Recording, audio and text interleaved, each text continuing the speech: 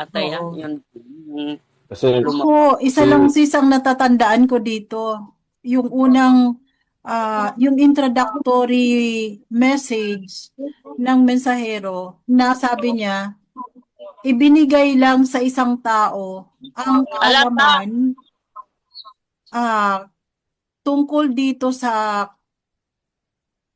tunay na kahulugan ng sinulat ni Rizal na Noli Me Tangere at El Filibusterismo. Kinuwento niya dito kung sino talaga sina Crispin at Basilio. Dahil napakatagal nating pinag-aralan ang kwento ni Rizal pero hindi natin naunawaan kung patungkol ba saan ang aklat na kanyang isinulat. So So, malinaw sa ibig atin sabihin, ngayon na ngayon lang ito na-reveal sa panahon natin. so ibig mo sabihin, sis, ang sinasabi naman sa hero, yung sarili niya? Sa Hindi. isa-isa lang Ay, ibinigay? oo, sa kanya.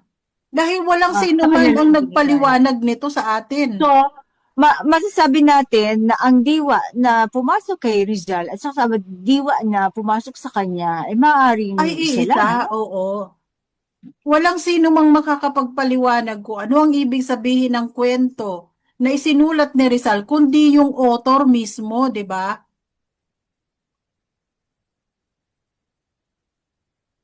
Kaya yun ang Oo naman, siya ang lang. ginampanan ng mensahero.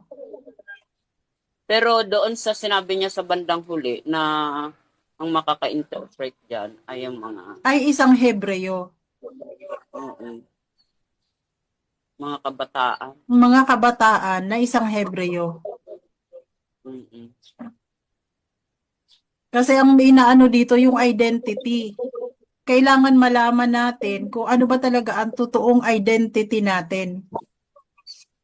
so ibig sabihin, mag-uugat ang kalinawan sa mga bata.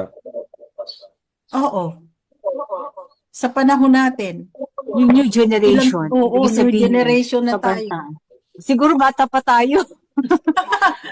Kasi, sino nga naman ang Kaya makakaalam? maganda, Ilang taon kaya na nga maganda, nakalipas. maganda mahubog yung mga bata ngayon eh. Nakahubog na ako ng dalawa. Dapat madagdagan pa natin. Pero iba pa rin talaga yung ikaw ang may command eh. Tama yung sinasabi niyo.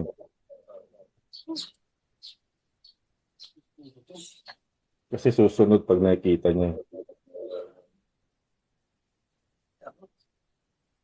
Iba kasi yung magtuturo ka by example. Opo. Kailangan talaga nakikita eh. Yes.